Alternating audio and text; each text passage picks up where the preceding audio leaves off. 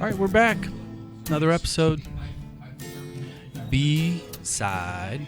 That's TL. The B-side. Spelled like it sounds. Coming in with a little bit of pride today. What we got? You know what we do? We keep it local, and it doesn't get any more local than this artist. Spelled as it sounds as well. It's Keller, Keller. I'm a huge fan. He so local, half of his DNA chain is mine. So playing the boys' music. Is this the kiddo? The kiddo. Of course, this is your kiddo. I can't. This is the one that. What is with the family? I love them all, but this one is really eating in at the purse strings a little bit down there in Nash Vegas. What choice did you have to become a producer and to have a studio with all these family members that can play like this? Oh, well, my God. This one, though, like, he came out of the womb just like, let's do it, rock and roll. Touched by God. 2-3 years old singing, what's the song? Oh, what you do to me. Yeah, that was like his first sing-along. At 3. Yeah, and then Wow. At 4 or 5, because I play guitar, right, me and Kim would sing daytime lullabies, and he would be like, you're out of key. Yeah. During his lullaby. Yeah, he's I can't. Wrong key, Dad. In a 4-year-old voice. Even before he became a teenager. That's so awesome. he was a teenager at 3. That makes me happy. And what are we drinking, by the way? This is well, you know what? Oh my God, I can't consume a lot of beer, as we know. Sure. But and I don't drink the cool stuff. But well, this is one of the more delicious beers I've ever had. Look at Bourbon Chestnut. Boy, man, we stumbled into that one. Hey, John, finding John, a beer Anthony can drink is sponsorships welcome. Oh my God! Subtle plug, man. We are this episode's already like because I'm a Busch guy. I'm a light. This is just so refreshing and awesome. How about them apples, man? Yeah. We are going straight up STL out of the gate. We are recording today at literally my favorite place in the world. Sorry, Kim. Kim's my wife, by the way. Amsterdam Tavern down on South Morganford. It is the mecca of soccer or football, however you want to pronounce it, in America when it comes to pubs. And the international community and soccer community in St. Louis. Yeah. We got the old Cardinals. They get a lot of attention when you think St. Louis, but yeah, jump over on the soccer world. If you happen to be just listening, jump over on YouTube and you'll be able to view it as well. We got some paraphernalia, soccer paraphernalia, not that other kind in the background here at Amsterdam. We came in with Keller, St. Louis native, he's a South Grand baby. He was born over on Utah. Was he? 3800 block of Utah. So he's got that east-west amazing street in his blood. He's a State Street kid. Yeah. And the funny thing is that when I was born, I was literally born on the street called State Street in Granite City, east-west also. So outstanding. So we're doing that. We brought it in. You were just commenting on this fine bevy, cold and yellow. It does have German influences to it, and it has a little bit of AB blood in there. This is coming from Bourbon Chestnut, Zwickel Light. It is the official light beer float trips everywhere these days. Yep. I like it. More than just Bud Light in St. Louis, guys. Yes. And without further ado, let's bring our guest on. He's sitting here with us drinking a Zwickel Light as well. I am. We went to the bullpen, and this is no offense to this guy because we like this guy a lot already, but there's a long list of transplants here that we got to pick through. Yep. Had to call an audible, and he stepped up to the plate. And I think it had something to do with the fact that we're doing it at Amsterdam at noon on a Friday. It did. And it's not just we do love more than just guys with beards named Nate. I know we had an amazing one last week, but and we do have some incredible women lined up, but we couldn't make it today. We're on a Nate run. For the listeners out there, promise we've got some incredible folks coming through. But go ahead and make it. I wanted to bring Nate on today because Nate is one of those people that has lived around the world, could live around the world, and recently went through the process of deciding where to come in St. Louis. Married a St. Louis girl, but not exactly the reason he's here. He's also in my industry, in the recruiting industry. So I thought it'd be interesting to have that juxtaposition. And you are from Seattle. We've had a lot of Bostonians on the show, so I thought we could go a little west side. So yeah, you are from Seattle, born and raised, which is not something you hear every day. No. So yeah. Nathaniel Hudson, the Hudson Bridge. Yep, that's the mothership, so to speak. That is the side hustle. I'm not sure the mothership, although it does pay me in lifestyle, has sanctioned for my lifestyle to be here on a Friday afternoon, getting loose. But yeah, the Hudson Bridge is my sort of side gig, and yeah. So let's slingshot back to really kind of a little bit of the roots. You're a Seattle kid. Yeah. Are we talking Seattle proper, burbs? Were you up in the misty mountaintops? Yeah. You know, seeking out that shaman lifestyle that you referenced earlier? Exactly, the YOLO shaman. My YOLO shaman roots are from Seattle, but not from where I was born. I guess my family is pretty out there, hence me being a rebel and moving to St. Louis. But I'm from Seattle proper, downtown, just downtown adjacent, I guess. When I lived there previously, moving to St. Louis too, I was 15 minutes from Pike Place Market, a stone's throw from when they shut down the city with the whole autonomous zone during COVID and the wake of George Floyd. So, but yeah, I'm Seattle through and through. Got it. And when you were looking at, I want to talk a little bit about some of the places you were before, but yeah. So you did have the option and thought about actually staying in Seattle, raising your family there, and then you were, I know, back and forth a little bit with your wife. Tell me a little bit about that process. Yeah, so I lived overseas. I was an expat, so I lived overseas for about a decade, and I repatriated, moved to New York City, where my wife, my St. Louisan wife, was living, and she had just wrapping up 10 years there, and she was done with New York. And I had just got there, and I could have stayed probably a little bit longer before I fully burnt out. But let's help me map this out. Sure. So you're traveling around the world. You go to New York. Is this the first time you meet her, or had you known her previous? Okay, so I'll start from the beginning. Yeah. So born and raised in Seattle. It was a sleepy town. It's maybe similar population size to what St. Louis is now when I was growing up there.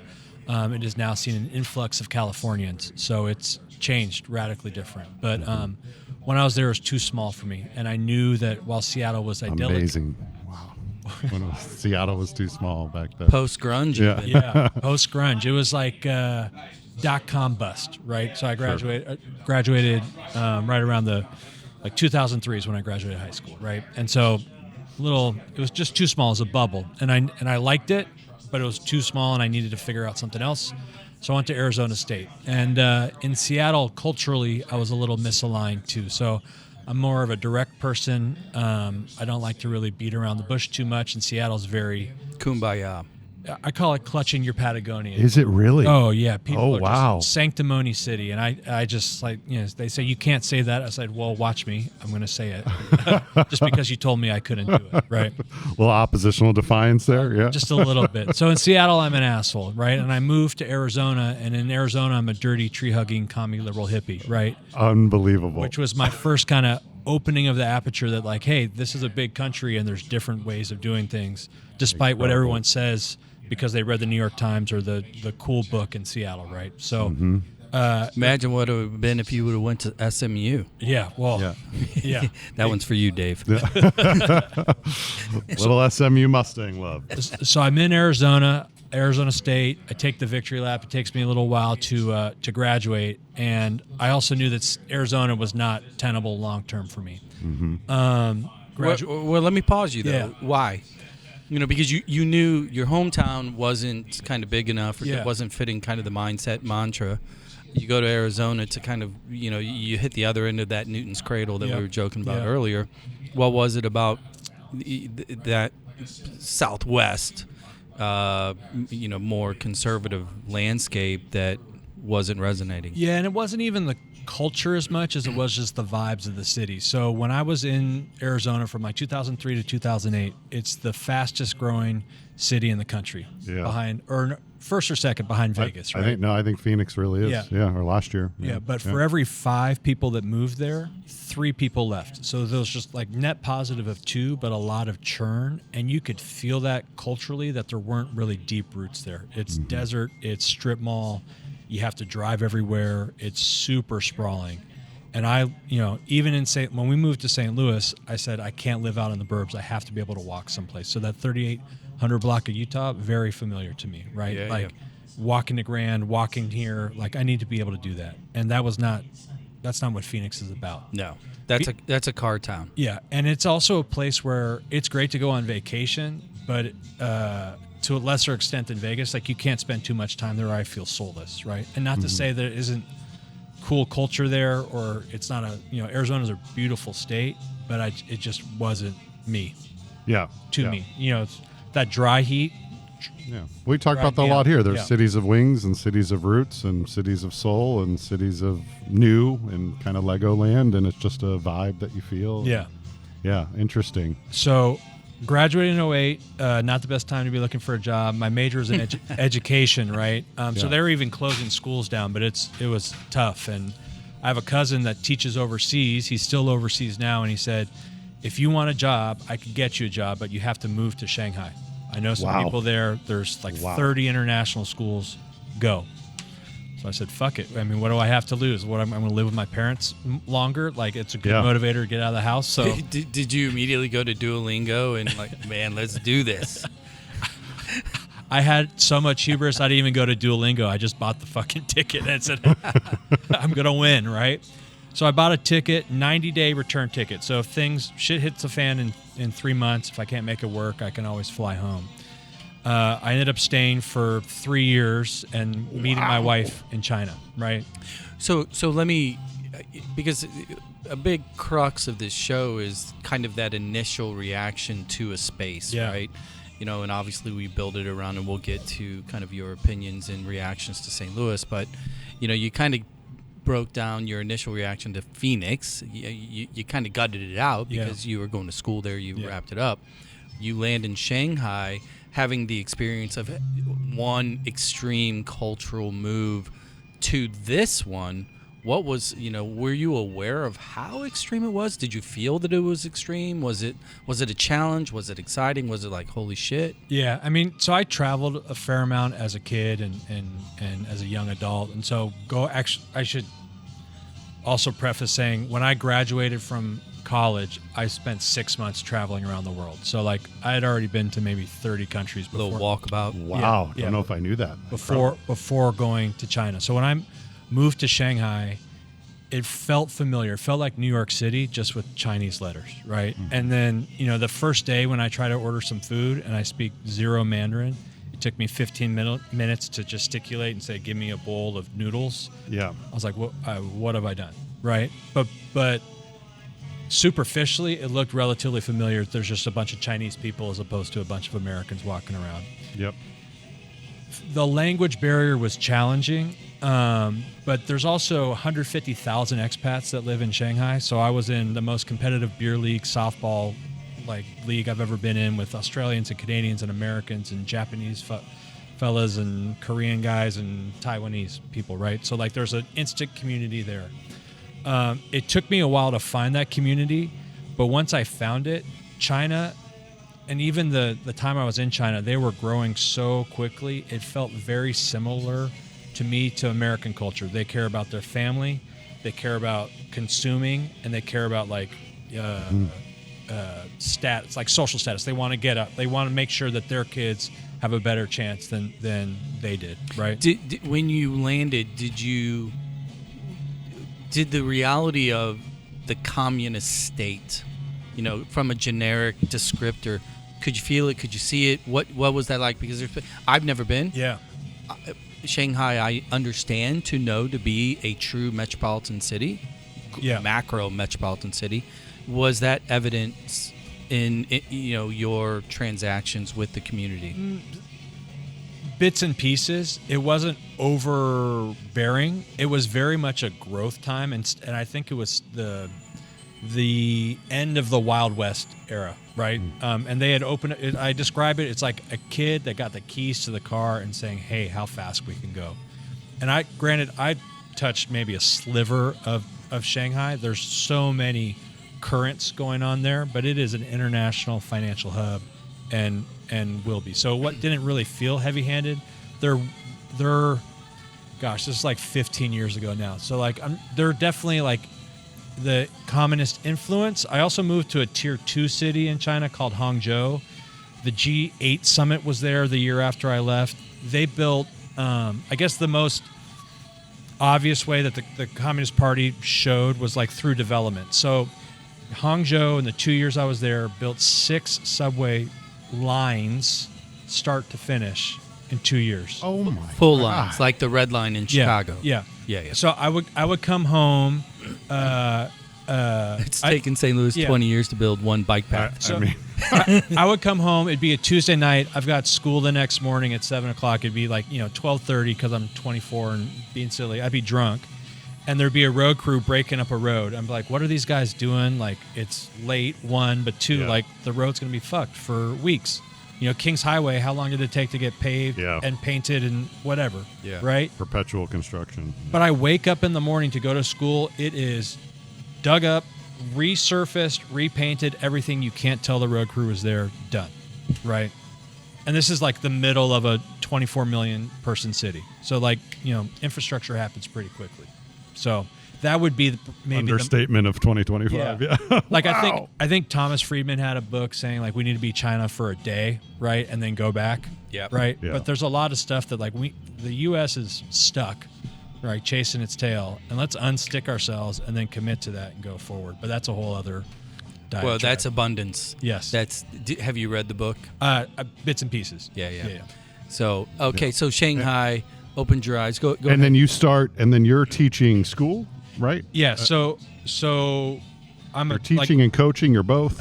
teaching, coaching, athletic directing. I've taught everything from kindergarten PE to AP psychology. So I'm working at a school that's in English that has an American curriculum or an international baccalaureate curriculum. So these kids are children of expats, children of Chinese people that have come to the U.S. and come back and maybe want their kids to have a Western style education. So I've taught a lot of things. Wow.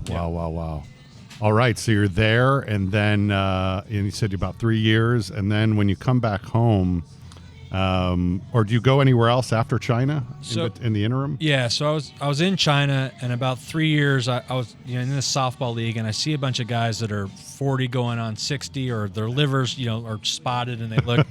And it is never land, right? I had a lot of fun in college in Arizona State, but I could also see myself. I had more fun in China, and I could see myself just falling down the rabbit hole, right? And I said, I have to get. You saw lifers, and you went, "Oh, I'm not." I have to go. If they can't be an inspiration, they were a warning. Yeah, it was a loud warning. So the nature of international schools is every year there's like a shuffling of faculty. So after my first year in China, I had friends in Malaysia, in Africa, in Guatemala, like all over the world. And so when I'm ready to go, I just send out some emails, send up the bat signal, and said, "Hey, I'm ready. I want to move." Yeah. And so I ended up in Ghana. Long story short, I ended up in Ghana in West Africa with a former colleague and lived there for 2 years. When I moved to Ghana, I said, "Okay, former English colony, this is going to be a breeze." Culturally, right? Like, if I could survive China and thrive in China, I'm gonna, Ghana's got nothing on me.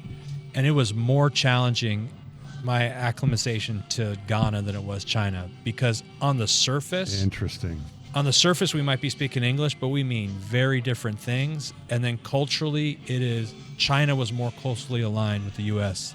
than I felt Ghana was. Really, like. There had to have been a trigger or something that made you feel that initially. Was it just was it a vibe, or was it a how you paid your bills? What was it that like pointed that out to you? So like formalities, right? there's some people have done some work on British colonies versus French colonies, and British colonies. And I'm not giving all the credit to the colonizers, right? I think it also reflects on the tribes that were there too that partnered with these European countries. But British colonization was much more just formal and kind of in between the lines. And these are the way we do things. And you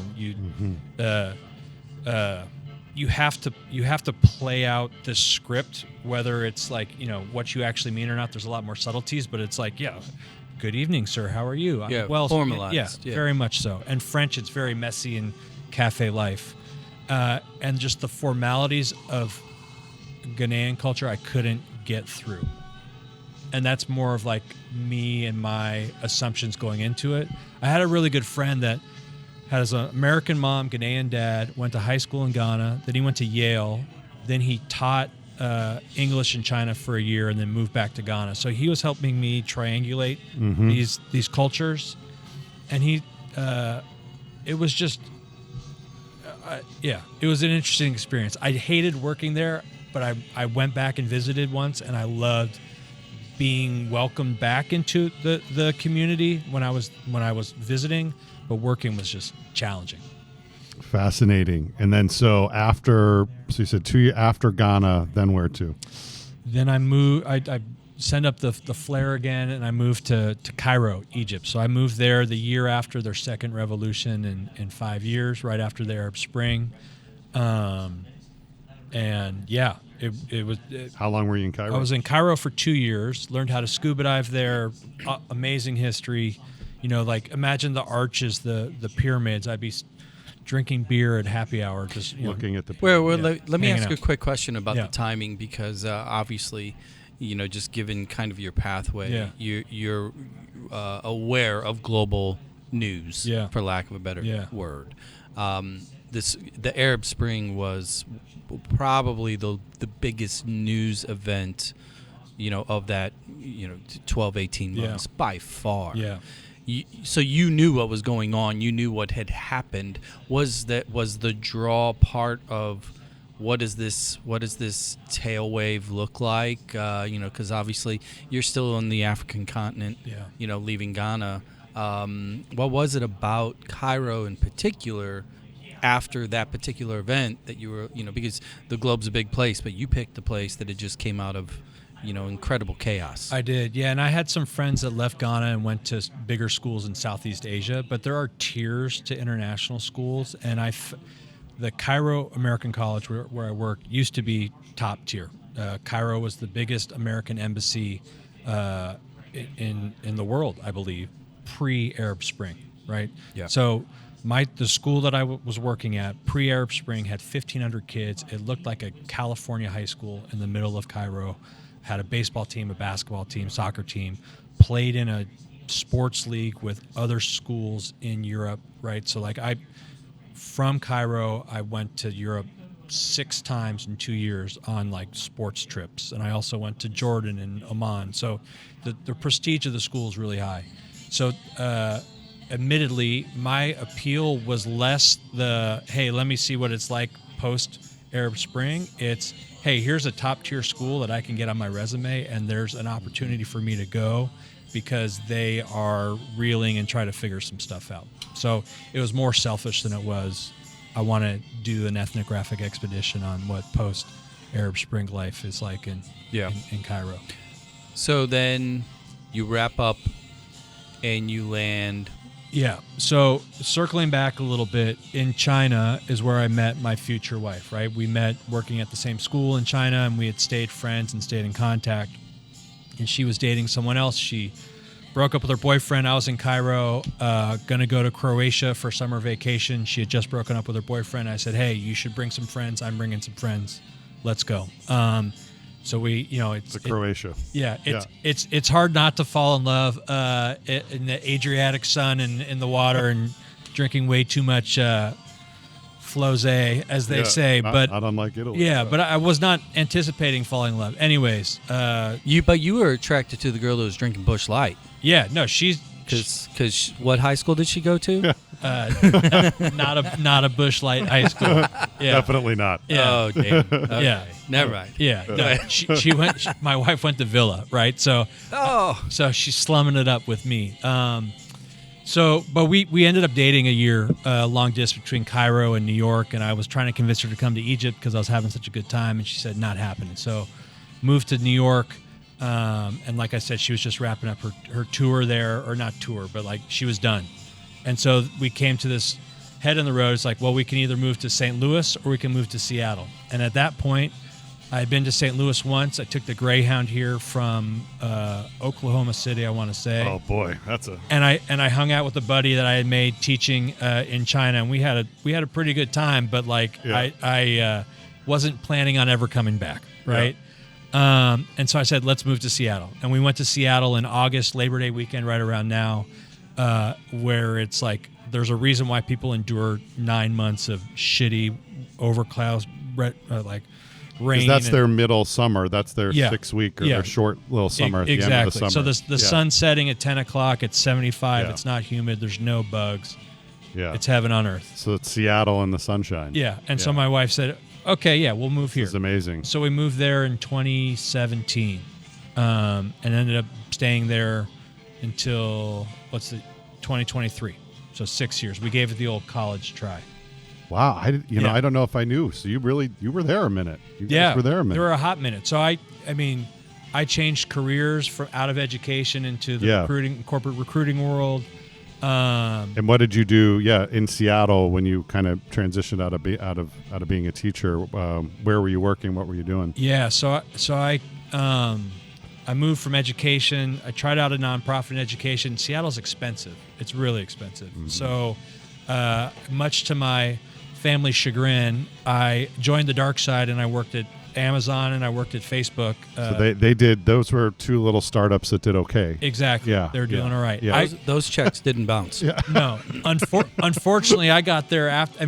I think I joined Amazon when its stock was at an all-time high, so everything kind of went down from there. And I had friends that I went to high school with that were 3 or 4 levels above me, because they had been in Seattle the entire time. So the rocket ship of Seattle had launched and was in the stratosphere by the time I got there. Yeah. Right. And so and the tech bros and Amazon had already started to change the culture a lot of Seattle, from the garage band grunge to the hub, between Microsoft and Amazon, what it is today. Yeah. And Seattle, the grungy Seattle part is interesting because so Seattle and Portland are rivals. They're the Chicago-St. Louis rivalry, right? Yep. And I always describe it as Portland is the younger sibling that said, "Fuck work, I'm going to work at a cafe or do whatever. I am punk rock," right? And Seattle has been the older sibling that's like, okay, well, I got to get a big boy job and put on my suit and tie, or interesting. Put on my Patagonia and tuck in my shirt, right, and be presentable to the corporate world. Yeah, because when you zoom out, Seattle, coming from the world of finance in a previous life, Seattle was really had its crosshairs set on more Silicon Valley and San Francisco in particular than it did Portland. Yeah, but within the region. That's the. What does everyone in Portland do? Does they work for Nike, or are they all? I mean, how does an entire city economy survive on artisan milk? They're all creatives. They're all. I know, but who pay? Good question. I mean, the food, it's unbelievable. But what is it? What do they? Not to sound like the Bobs. What do they do there? Yeah, I mean, there is industry there besides Nike. I mean, Adidas has a hub. There is There's a large actual creative sort of cottage industry that's popped up around that to support them with consulting and stuff. Kind of agencies, kind of like St. Louis and Anheuser-Busch. Well, it's very much like Omaha. Yeah. Okay. When you do have a Nike, right, in Portland or in that region, it's no different than Berkshire Hathaway being in Omaha, and you have the satellite services. Yeah. Fascinating. And Intel's there. I mean, then all these PwC, other financial firms. So it has a corporate side. Yeah, for sure. Yeah. But I would say, Seattle, painting with broad strokes. Yeah. Right. I always look down on Portland as those riffraff. Well, and it also, it's a landscape compare contrast too, because Seattle being on the water, right? Yeah. You're on your ocean front, whereas Portland, that's set in. Yeah, it's beautiful. and it has the river and everything else, but you're not on the ocean. No. So it's like those people that move to Florida and they're like 100 miles away from the coast. Why bother? Yeah. You go there for the water. Yep. So there's a little bit of that going on For too. sure. So you're back in Seattle. You're working in at these little startups that did okay. And then did you think maybe you could be a lifer there, and then tell me a little bit about the industry, how you kind of landed where you landed too. Yeah, I mean, my time at Amazon and Facebook, and I still do some, I support corporate HR roles and corporate consulting right now and research. Yeah. So my life is still very much like that. But specifically with Amazon and Facebook, moving back to the States, it became abundantly clear to me that like education is not the valued metric in America, right? That it was abroad. Well, yeah, there Or just in general. it was more respected abroad, Yeah. right? And I was paid well as a mercenary to come abroad to be an educator, right? Sure. In the U.S., you could work at Burroughs or any prestigious schools. There's a cap on how much you're going to Yeah. make, and Yeah. what is valued is money and business. And I knew that I needed to learn that quick, Ugh. right? What a Well, perspective. I've heard this before though. When it comes to American universities abroad, they're highly valued because a lot of the locals and expats in particular are those that want to get on the inside loop. They know that the financial prowess that is America, is so much better than the vast majority of areas in which they all live in or where these schools are at. Those schools and institutions are a gateway. Like, I want a piece of that American capitalism, and therefore those teachers are treated really, really well abroad. And the irony is, we don't treat them anywhere near as No. well domestically. So- And they're the ones actually pumping out the people that are creating industry. So when I was in Cairo, I had a 3-bedroom, 3-bathroom flat to myself. I had a maid come twice a week. I had a 7-minute commute to work walking, right? I wasn't paid that much, but I didn't pay any income tax. The perks. Right. I got airfare to travel home or, wherever the equivalent to go travel to Croatia every summer. And I saved a lot of money as a teacher. Right. And I also lived pretty large too. Right. Moving back to the States, that was not the case. Did you have a camel? I did not.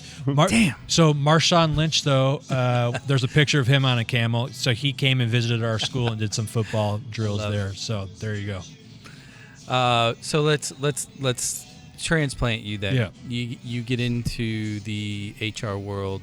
You and your wife at the time. When Yeah. did you get married? What year? So we got married in 2017. So Okay. yeah. So we've been in Seattle a while, thinking about kids. Have a kid in Seattle in September 2020. So the pandemic hits. We're in an apartment. We're renting, and my wife's like, "Okay, I need space, right? I need a nest. I need these things." Some elbow room. Looking in Seattle, you're looking at 1,000 square foot fixer-upper bungalow for $1 million is like the entry point, Right. and that was not tenable. My wife still is in education.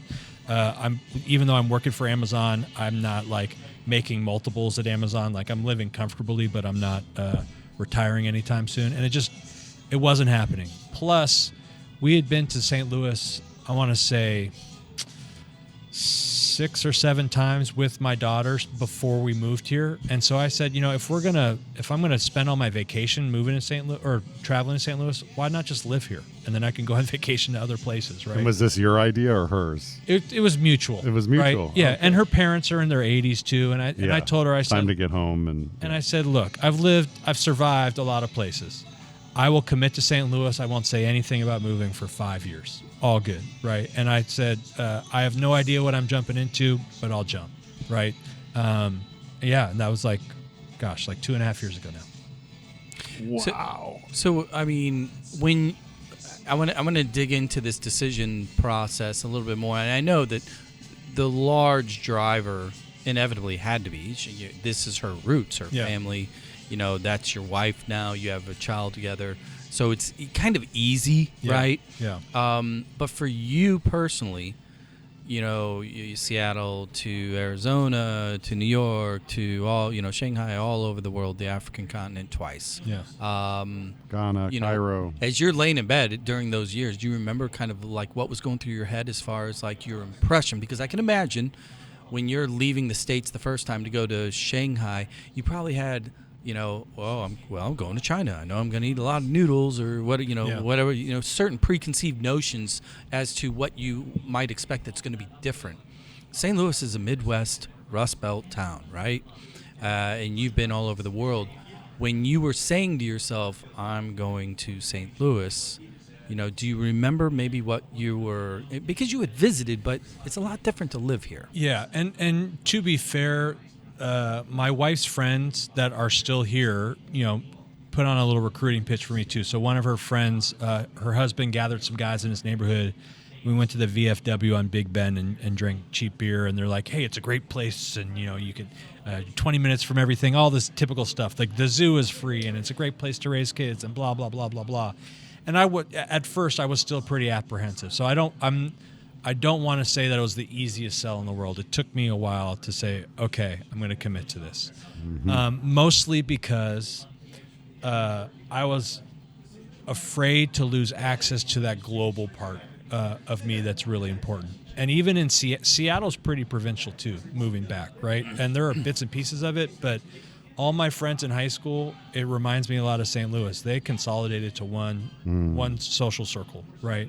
And they're not doing new things, and I'm a butterfly. And is that akin to? So they call it the Seattle Freeze, which is akin to their version of the high school question. Is that real? Is that yeah? So reputation a thing? And it's like fake nice. It's faux nice, right? So it'd say, hey, so it's similar to Midwest. Anthony.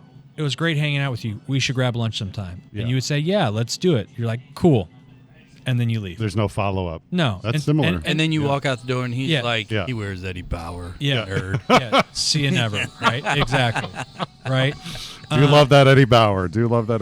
Oh, man. Yeah, and it's I'm more of an Orvis guy It's now. it's Midwest Patagonia.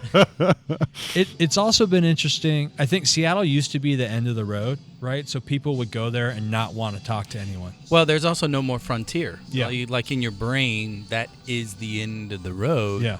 Kind of from, you've got tech and you have the coast. Yep. Right? I don't need to go any further. Yeah. Right? There's a little bit of like weird brain play there. Yeah, and people like to play outside a lot more too. So like if it's raining in the city, it's snowing in the mountains. So people are going to snow, and that's an activity that it's harder to make friends than if you're going to a live show or you're, communing with people, right? Yeah. And there's people that have broken through that, but it's a lot more. My wife had the hardest time in Seattle making friends. Well, I tell you what we're going to do. We're going to take a quick break here at the Amsterdam Tavern on South Morgan Ford. I highly encourage, if you have not, it's a must-see. Whether you like soccer or not, doesn't matter. Yeah. I mean, this is like This is somewhere where they do not talk about high school. This is like Epcot Center without Center without kids. People from all over the world. Yep. Hey, we're going to take a quick break. We're going to roll out. When we come back, we're going to talk about the you transplant, her replanting. And get into some of the, the aha moments or the gotchas or the surprise little, nugget in the middle of that candy bar there. Anthony. Sounds good. Can't wait. And Nathaniel on the mics as well. JB here. We're going to take a quick break. Rolling out. Keller. Go check him out on Spotify as well. The more spins he gets, the less he's on my time. So thank you. We'll be right back after this.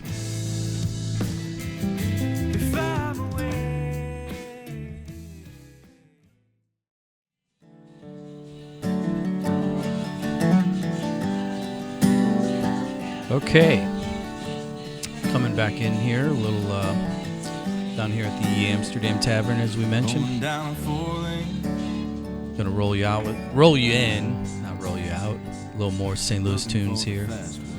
Feels like a Friday tune, doesn't it? It does.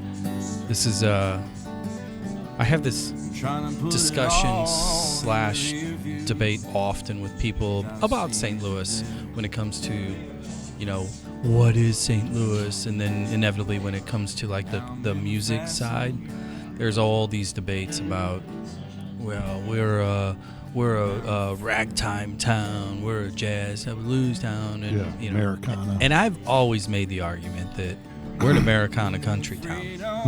You can't be in the middle of America, where at any given point in this town, 20 miles in any direction is a farm field, and not own up to the reality that you're in the country. Yeah. So Tell me a little bit about what is Americana exactly. I think Americana is literally just Midwest country. Just Midwest country. Dumb it down simply. I think because of, you know, up here in the neutral world of, you know, the historic Civil War battle, right?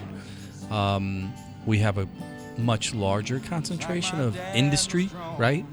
There's, you know, St. Louis was a metropolitan town. Chicago obviously was, but there's a lot of farm around here, right? There's a lot of country, and it's just 75% of the world's food all within 200 miles of St. Yeah, Louis. and I think it's like, and I hate this term, and we use it too much, but grit, right? But I think there's a certain amount of reality to it, because, you know, I go back to like my childhood. The band that influenced me the most within, quote, Americana was Uncle Tupelo. You know, which turned into Wilco and Sunvolt. And, you know, when you listen to those songs, it's whiskey, it's late nights, but it's train tracks, and it's the factory. A little depressing in a good way. Yeah, way different, because the depressing classic country was more on the plains and horses and singing about depressing stuff, but Sunvolt was, you know, was chill. Yeah. If you were ever having a really bad day, I would throw that on. As an existentially tortured teenager, Sunvolt was the jam. It can always get worse. Yeah. You think that's bad? So anyway, I'm playing, rolling in here. This dude, I love this guy. His name's Hunter Peebles, Peebles. Go check it out on Spotify. We actually recorded this EP over at Gaslight. It's called Drifter. The dude, big voice, but he's country, more country, but it's Americana. Yeah. Right? Because, you know, he's grinding it here in the loo. So anyway, there's always a music component here. We are back. We are, like I said, down here at Amsterdam Tavern chatting. We've got Nathaniel Hudson.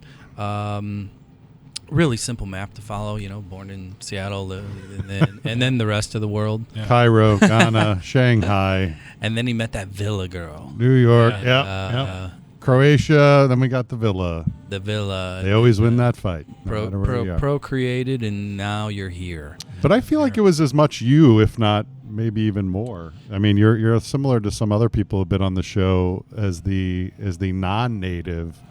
You're as interested in the culture and world of St. Louis, maybe even more so than the one who's from here. Yeah, look, if you're going to be a bear, be a grizzly bear, right? Yeah. And so it's like, I live here, so we're going to do it to 11. And you really have. And you know, to be fair, when I moved back to Seattle, I had certain expectations of what Seattle was based on my lived experience there, based on growing up there. Yeah. It had changed a lot. Yeah. My wife's experience of growing up here is not necessarily the experience that she is looking to exactly replicate, right? Going out to the county, going out to the burbs, doing all those things. Now, there are components of that we certainly do. Has she seen some changes in St. Louis, or is it not? I mean, it's not had a Seattle level pop or change. No. Maybe on the precipice. So what I say is, like, Seattle was built for half as many people that live there, and St. Louis was built for twice as many people. Yeah, exactly. So I think there's more ebbs and flows in St. Louis, and I'm hoping we're on the upswing of something. But you know, she didn't live in the city she's not a city girl, right? She's from the county. She's a county person. And so there's new stuff all the time. So you're really experiencing both sides of St. Louis. I think when you guys moved, you really gave some real thought into some of all the different neighborhoods. So did you guys even consider the county? I know you ended up in Tower Grove, right? Yeah, we're in Tower Grove South. Yeah. Yep. Yeah. And so that kind of had a little bit of the St. Louis, a little bit more, some of the Seattle grit, JB's favorite word, speak of the devil. But talk to me a little bit about that. What neighborhoods were you looking at? What were you seeing? And then what kind of what had the vibe that ended up being the right fit for both of you guys? Sure. Yeah. We looked. My in-laws live in Ladue. Sure. Yeah. That's not necessarily Heard of it. my vibe or necessarily my price range too. Right. Yeah, right. We looked at Kirkwood. We looked at Maplewood. We looked at U City. We looked at Central West End. Wow.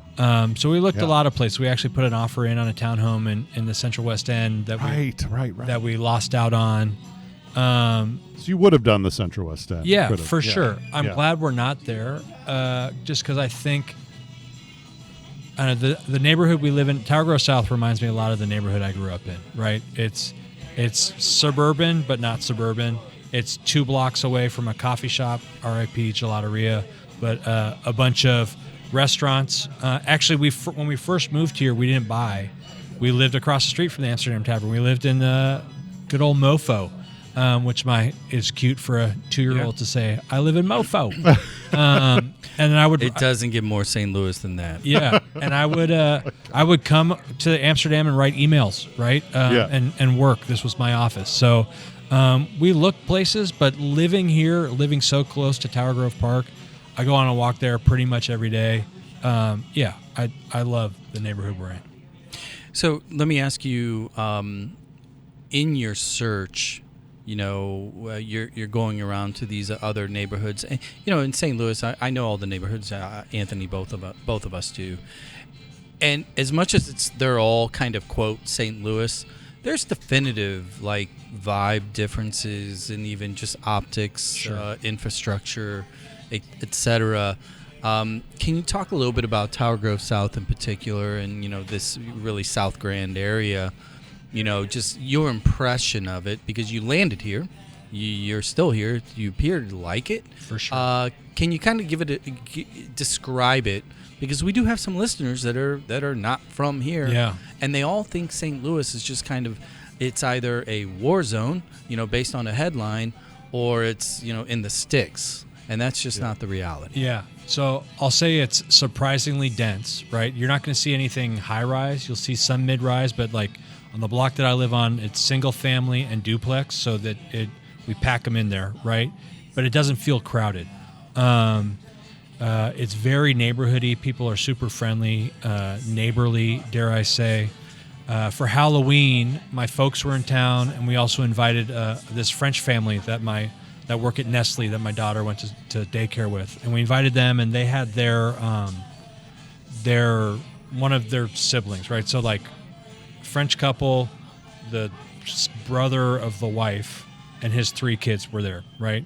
And they all speak French, and not a lot of English. It was Halloween. We invited them to go trick-or-treating. They came to our neighborhood. We gave out, I think, 1,000 pieces of candy, but we took these French girls, 9 to 3, on this Halloween expedition. And the parents, this was right before the election, and the parents said, this has restored our faith in America and what the goodness of what America can be. Wait. Which election? Because that's a loaded question.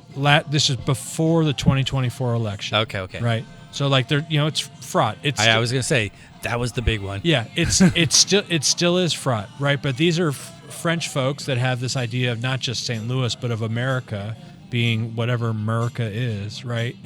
And coming to this neighborhood and saying, "Whoa, this does remind me of a John Hughes movie in the '80s." Like that dream has not fully vanished. Did they ask which house Josh, our senator, lives in? Josh Hawley? No. No, he's not here. Yeah. So let's get into a little bit of the the fun culture side of things now. We've got you here. The girl got you here. The girl got you here. Yeah. Now you've been embedded for a little bit. What stands out to you? Like now, whenever somebody says or talks to you, a buddy from afar, hey man, what's going on there? What's it really like, or what do you like? Where do you start when you start to describe kind of your new home, through the lens of your life today in 2025? Yeah. So first, I try not. Seeing what happened in Seattle makes me not want to talk it up too much, right? Because I don't want to. I mean, it's this delicate middle zone of you want some more people, or there's room for some more vibrancy here, but you don't want it to be overcrowded We talk about that a lot at Acclimate. There are people in St. Louis who do not like what we do, and they do not want people to know. Yeah, and about St. Louis. I'm not that far on the spectrum, but I will say I like it a lot more than I thought I was going to. Yeah. Right, and there's access to everything. There's elbow room. There's space, like physical space, but also mental and temporal space to be able to investigate. We were talking before the podcast. If you're curious about something, there's time for you to be able to explore that, adopt a side hustle, build a side hustle, not because you just have to survive, to pay rent. We're paying like $27.50 for daycare a month in Seattle, right? And it doesn't take you an hour and a half to go through a stoplight. 100%. I've heard in Seattle. It's so rush hour here lasts 30 minutes, and it might add 5 minutes to your commute. It's not that bad, right? So yeah, there's a lot more. It's accessible, and it feels very primed to do some stuff, right? So let me ask you specifically about the economic reality of St. Louis, comparing and contrasting to your own experiences. Now, I know that it's a little different. When you're not married and you don't have a kid and you're in Shanghai making money, that's one thing. Yeah. Same in Cairo. But, New York and your home in Seattle, the expenses you were talking about, 6 years of living in Seattle with a child, with a, quote, day job. Yeah. And then coming here. Can you talk about maybe the mental reality or the expenses? I hate to use the word cheap. I'm not going to say cheap. I refuse to say cheap, even though I said it 3 times in a row. And it's not cheap. Anthony has a whole shtick about this, but St. Louis is considered a discount market, and yes, my house was orders of magnitude cheaper here than it was in Seattle, but like. Groceries are. I mean, life is not cheap right now. Yeah. Right. Yeah. So I don't call it cheap. I mean, the zoo's free, but parking isn't. Like you still have to pay for refreshments whatever. or not. Yeah. Exactly. Right. So life still costs money. I think it's nice to know that I can afford my own home here. Right. Single family home is a piece of this. I wouldn't say people promote the affordability. I like to say affordable isn't a reason to move anywhere. However, when you do look at the single family home market and the kind of neighborhoods and life with a 4-year-old in comparison, and even just logistically, I think what you're right. You're dead on about it, obviously. Yeah, and cool. I can go to the zoo or I can go to the science center, but I'm not doing that every single day. Yeah. What about some of the things though that are not free? Because that's the one thing too. I think that our city over relies upon, from a messaging standpoint. Oh, our park is bigger than Central Park, and the zoo is free. Take your pick. What are some of the things though that you've engaged in that maybe you found them, discovered, stumbled upon, or were pointed towards? Because you obviously have a little bit of a cheat sheet. Your wife's from here, but through your eyes. So let's take Music at the Intersection, right? The festival there. Maddie, yes, coming up. So we went last year, really liked it, and it's still pretty. It's not as overly produced, right? There was a relative similar event in Seattle called Bumbershoot that is now like Coachella Light, right? And it's like $300 a day. Maddie, I think, is $60 a day, and you get to see some world-class artists and great music, right? Did you see De La Souls this year, by the way? I do. They're on at the same time as a Seattle band called the Delvon Lamar Organ Trio. So there you go. So I got to figure out who I'm going to go see. I know I'm going to go see the Playadors on Friday night. David Grelly, whose mom taught my wife math, middle school math. So, Unbelievable. St. Louisans, baby. That's a St. Louis connection. Perfect. And Dave is great. And that's like, those are people that in Seattle, because there's more people, those connections happen less and less and less. Yeah. Right. And I'm in my middle age. I'm recognizing I'm more of a townie than I thought I was going to be. Right. But you can't pay for that access. I don't want to pay for that access. And it becomes a commodity in Seattle or Shanghai or New York saying, hey, I've got money, and the highest bidder wins. And there's things like that in St. Louis that you Dave and I could go to a show and he could see Marquise Knox or whomever, and it just is organic, as opposed to say, I paid for the VIP experience to go see these, whatever, right? And so that, to me, you can't replicate. Look, this is such a small world, because literally, I'm going to tie this back to our previous episode with Nate Burrell, or Nate. Nate 1.0. A lot of Nates and beards around here. We like the Nates. One of my most favorite experiences with Nate, and we weren't working directly, he was just simply in my building, was in 2017, I believe was the year. It was the last year of Lou Fest before you landed here, and there was the Chuck Berry Experience was the headlining feature of the whole festival, in which you had Spoon and Cage the Elephant and Valerie June and Captain Kirk and everybody. They were there to do this whole set of Chuck songs. Well, Dave Gorelli was part of the rhythm section, the ringers, and those photos that I have. And if you go back to the episode, you can see these. Nate Burrell shot those photos featuring Dave Gorelli and the crew, and it's one of those things. To your point, and the only reason I bring this up, one, to promote the previous episode, but two, you're spot on. This is one of those towns where, because it's shrunk to a point where it's not big, when you do venture out just a little bit, you don't have to go far. You can meet extremely creative individuals, extremely inspiring individuals that can help you navigate quickly, effectively, and get to just top class art or music or food or whatever. And I can tell just by your body language and the way you were talking about Dave and Maddie and everything, you kind of probably already feel like, hey, I'm a local. Because you know this shit, and you've only been here 2 years? 2 years. Yeah. And I can talk to anyone, right? I could. It is a gift. So, but I've made friends with locals. I've made friends with expats. I've made friends with lots of people, right? And part of me is, what was it, culture? There's like the peach, where it's like soft on the outside and hard to get into the middle, right? And then there's the coconut. It's hard on the outside and easy to get in the middle, right? And I'm kind of whatever the mashup of a coconut and a peach are. Like I get around a lot, but I can also go deep pretty quickly too.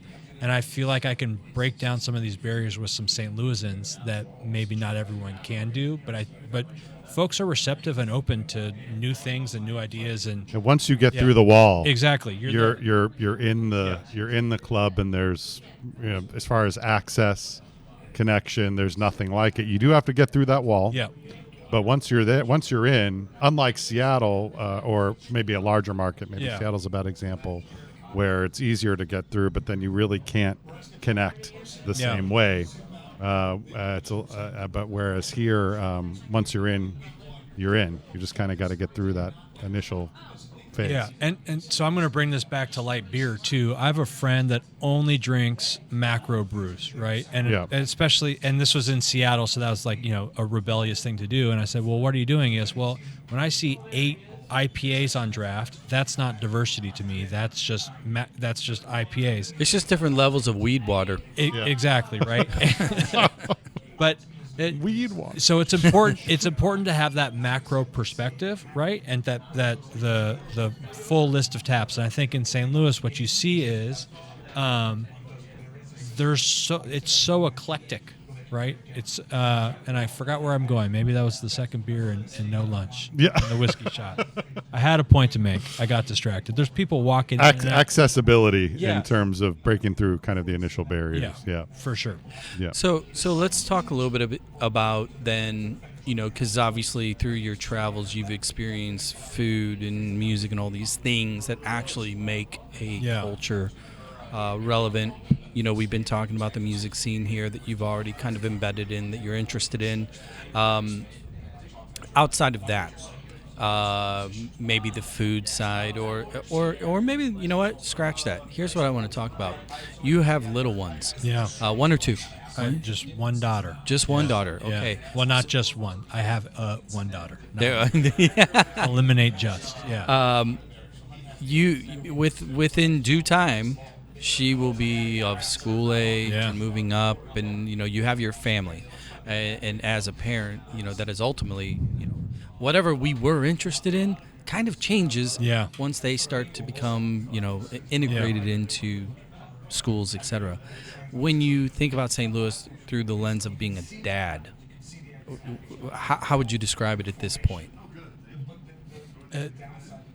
There's a poo-poo platter out there that anything my daughter is interested in, I can give her a taste of, right, if she wants that.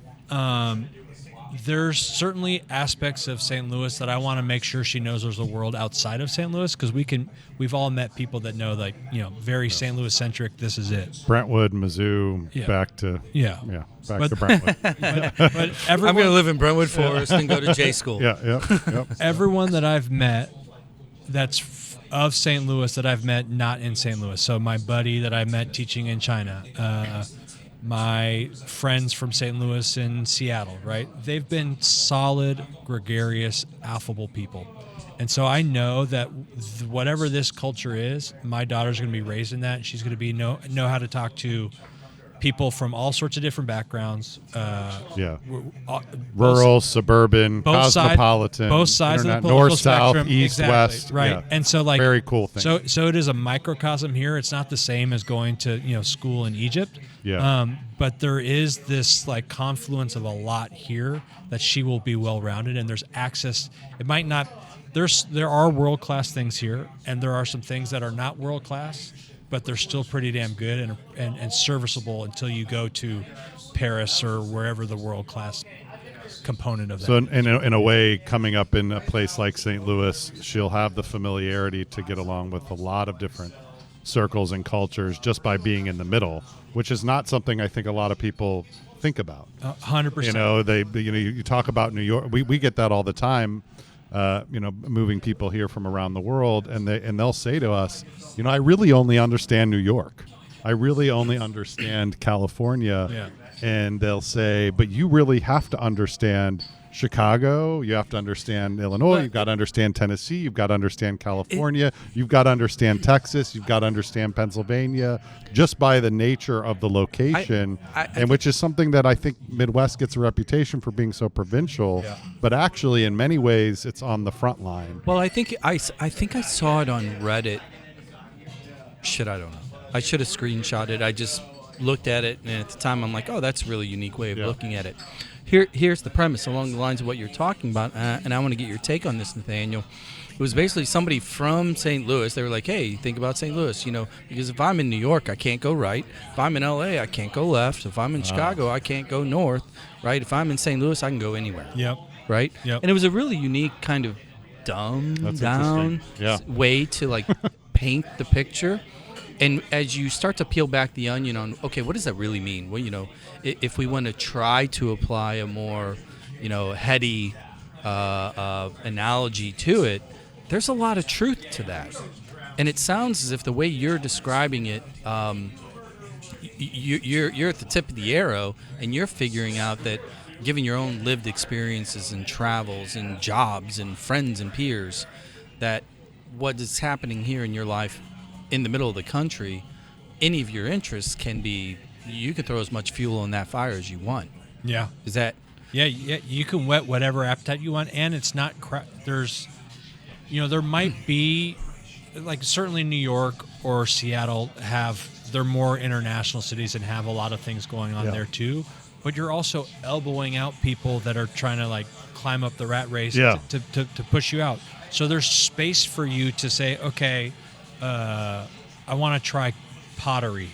I can't think of a tangible example. That's a perfect example, actually. But you can go to the it's an incredible place right over on Cherokee Street. Yeah, so you I go know to the people who do it. You go to the pottery place, and there's room. You don't have to book it 2 months ahead. You can just say on a whim, hey, let's go try that, and do it.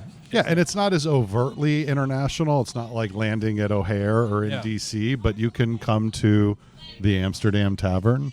And there are pockets here where you get that exposure. So somebody who's been in China and Ghana and Cairo and New York and Seattle, you're going to need that flavor. And if you know where to look, that is possible here. So let me take a second. Let me lay over the top of this. Just a question, and this pertains to kind of the political optics nationally. Yeah. Because a lot of people, you can't get away from politics in 2025 America, period. And I don't want to have a political discussion, Yeah. but what I want to do is just get your take on the optics of St. Louis and Missouri in particular, because when you zoom out and you look at headlines, we are a red state, blue state, to the point where we're really kind of, either blue cities or red states, right? And Missouri is kind of known for Hawley, for Schmidt, for chaos, more on the far right spectrum. And then there's St. Louis. You through your travels and kind of looking at that, because I asked you earlier about living in a communist country. Yeah. Did it feel that way? Yeah. I want to basically frame the same question as far as St. Louis when it comes to the political optics for people that are elsewhere and all they think about. What do your friends say? What do your parents say? Yeah, For sure. How So Your former coworkers say Yeah, when you were joking about moving to Hawley. St. Louis. Do you jog with Josh? Yeah, no, I don't. One of those don't- things. Yeah, exactly. We're the blueberry in a can of tomato soup, right? Never heard that. So my wife and I went to Mardi Gras and Soulard, and we went down there, and it was anything from being monochromatic, right? And we Yeah. and Just a little bit, right? right. But so you're forced to interact with folks, and you don't know what side of the political spectrum they're on, Yeah. right? And Soulard is different than going to Ladue, right? But even in Ladue, you don't know what side of the political spectrum people are on Yeah. either. And I'm Very different than the coast. yeah, and I'm a big proponent of getting shit done and recognizing that there's some truce on both sides and that creative tension. And I think it doesn't feel as tense here as it does in Seattle, where if you deviate from the script, you're like persona non grata, right? Yeah. And here, there's less. There's less shoulding here, right? It's like You'll be at a dinner party and you have no idea how anybody voted. exactly, Yeah. right. Not the same in Seattle. No. Yeah. Go ahead. Well, no, I mean, because I'm hearing this, and it's like, Anthony, we've talked about this before with other guests and on the mic and off the mic.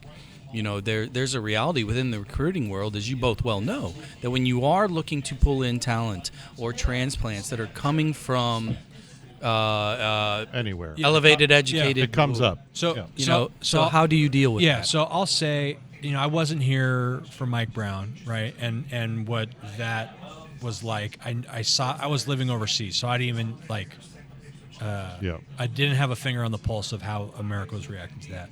I do know that the women's rights issues have been they're subversive, they're felt, right? They're not talked about every day. It's kind of the same way in China. I didn't feel like I was in a communist regime, but there's underlying tones. There's a saying, the nail that sticks out gets hammered. So don't stick out too much. Same thing here. It impacts the way that people make decisions when there's less options for family planning. So that is it's subtly bubbling underneath. I think also with just the racial relations here, I'm not local enough to fully immerse in that. If I was, I would have more bridges and ties across there too. And so I can't speak fully to that, but it seems like that divide very overt. is pretty Yeah. pronounced. Yeah.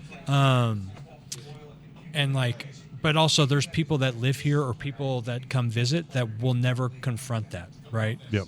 Or never see that unless you drive to that part of town or go actively look for it. Yeah. Right.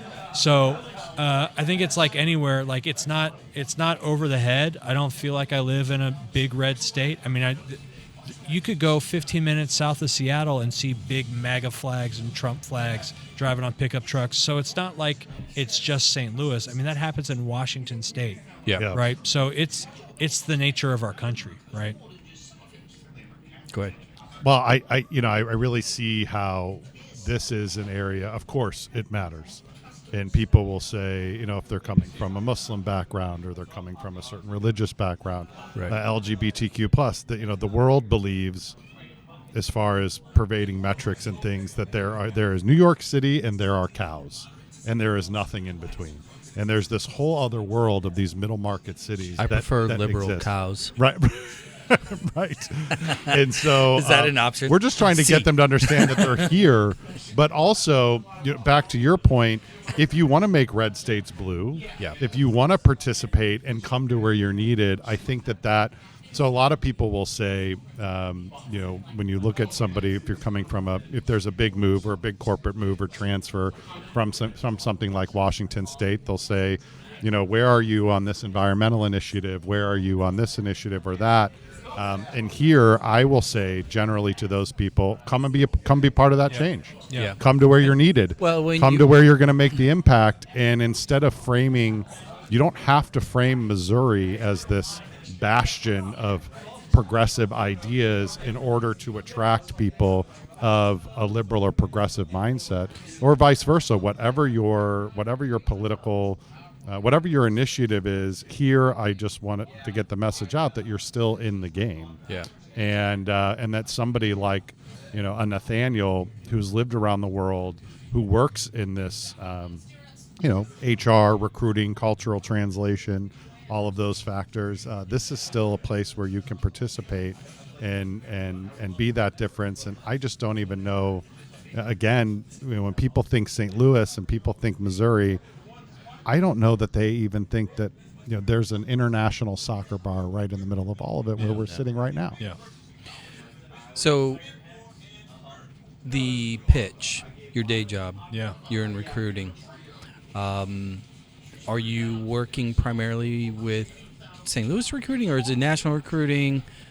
Because I'm curious what the potential sale or pitch is, because like in Anthony's world, he's selling St. Louis. Yeah. When you do have a recruit coming into this market, what's your talking points at this stage of the game? Sure. And to be completely transparent, I'm not just doing recruiting. I'm more HR consulting. HR consulting, right? But if I'm pitching someone, it's similar to what Anthony said. It's like, first off, St. Louis is going to appeal to everyone. New York City doesn't appeal to everyone. I think that's okay. So it's helping the person understand what they want from where they live beyond just work, right? And so if you want access to get involved, if you want to not be in a rat race, if you want, if you want all the diversity and variety of a big city without the headache of living in a big city and without having to, drive an hour every day Every to time commute, you get in the car. yeah, come to St. Louis. And if you also have creative outlets that you want to explore, no matter where you are, you can find currents where you could, be in grind culture and this, that, the other, but there is space for you to grow, to experiment, to try things that you cannot do in more crowded places. Yeah. No, I mean, the commute, the travel, etc. I was joking with my wife the other day. We were talking about exactly this, and she's like, it's, everybody complains because she's still used to, even though it was 20 years ago, Chicago, right? Yeah. Where we would go 9 miles and it took you an hour and 20. Yeah. And I was like, well, St. Louis, where 1 hour equals 54 miles. Yeah. And you don't think about it that Literally. way, but that's like, that's what you get. You actually get space and span. Let's talk about some of the fun stuff then. Yeah. We talked about music a little bit earlier. Some of the eats, some of the do's. What's your non-work day? What are you filling it with when you go get some food, or when you're wanting to take the three of you and head out? I don't know. That's such a good question, because I like to just go where the wind blows me a lot of the times.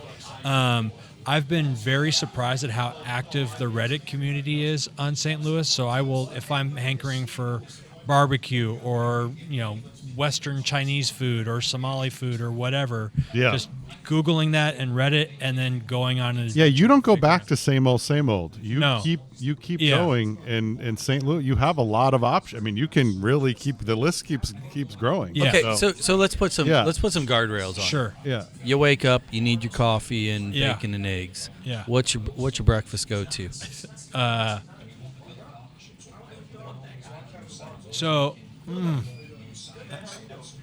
I don't eat breakfast, so I'm trying to figure it out. But so I don't know. All if right, we can be friends. JB's a breakfast so guy. here you go. So I really like Road Crew across the street from us, just because convenience. Hartford. Yeah, I don't go to Hartford as much. I don't prefer their coffee as much. Well, fair enough. You like a little bit more petrol in your Java. Is that what I'm hearing? I think they roast it like Starbucks roasted, which is a lot. Actually, funny story. So Howard Schultz built his Willy Wonka Starbucks factory in Seattle.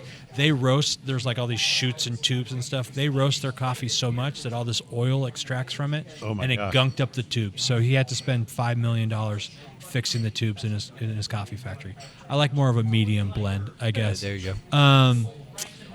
Southwest Diner's good. Comes up a lot. Yeah, I went to the Gelateria before the fire just because it was in the neighborhood. Where are you getting your sandwich from? My sandwich, I like. I'm gonna say it wrong. Joyous. Yeah. Like a J. Yeah. Joyous. Joyous. So I like Joyous. I like Blue City Deli is good. I cook a lot at home too. Dinner time. You and the lady. And you cook vegetarian, don't you? Well, no, I cook at home. I mean, you can cook anything. but Less meat. Where do I take my wife on a date? Well, we were just at Miley. We've been to we went to Press the other day on Jefferson. Yeah. Those pizzas are brilliant. Yeah, it's not the best, most kid-friendly place, but it's as somebody who's lived in Shanghai and Hangzhou, what Asian food have you liked here in the St. Louis And community? why is it a St. Paul sandwich? Yeah, exactly. So there is a Western Chinese place out in Chesterfield. Forget the name of it. It's very it's Kate tasty. Zone? No, it's like deeper than that. Oh wow! But I have been to Kate Zone. Corner they're Dong Bay Corner 17. All right. I like the Vietnamese food. I like Lona's. Yes, Yeah. thank you. Yeah. Yeah, we go to Lona's a lot. Yeah.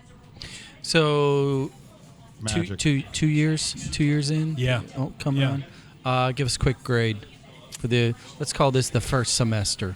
So I said earlier that I told my wife I wouldn't say anything about moving in 5 years. That's the 5-year thing is indefinite. I like it here. I also know that I get the Jones to see some other places, but I do feel like more importantly, my daughter likes it here. So we will, even if we go on a little sojourn or jaunt some other place for a couple of years, we'll come back here because she feels like this place is home. So grade. You're a teacher. That's why I know. We're not going to have a parent-teacher conference. B+.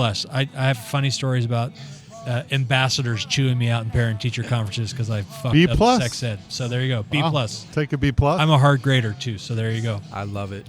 Well, hey Nathaniel, thank you very much for joining us, man. This has been a pleasure. For sure. I'm probably I guarantee now that I've connect the face, I guarantee we'll probably cross paths. It's either a Maddie or a Playador outing, right? The Mad Dog. Mr. Bartlett, as always, real quick. Thank you. Thanks for coming, Nate. Yeah, what's your plans this weekend here in St. Louis? What are you doing? Are you? Honest to God, I would love to. I want to go to one of our fine grocery establishments. I was thinking maybe a little Balliards. I was thinking of grabbing some pork steak. What's our? I want to. I was thinking about hitting up the Festival of Nations. Oh, that is this week. Yeah, which is one of our. We have some incredible festivals, but which is going on right next door in Tower Grove, which I think is from the music to the food.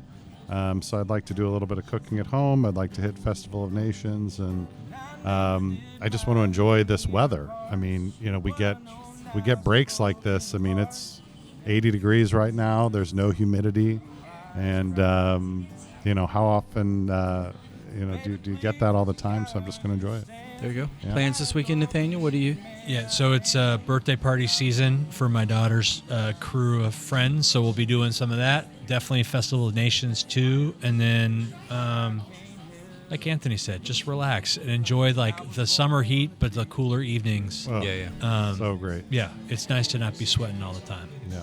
Well, I'm on my way. We are on our way out here. Thank you for listening. St. Louis, B-side, STL. Really appreciate all the support, guys. Click that subscribe button. That helps us keep the stories coming.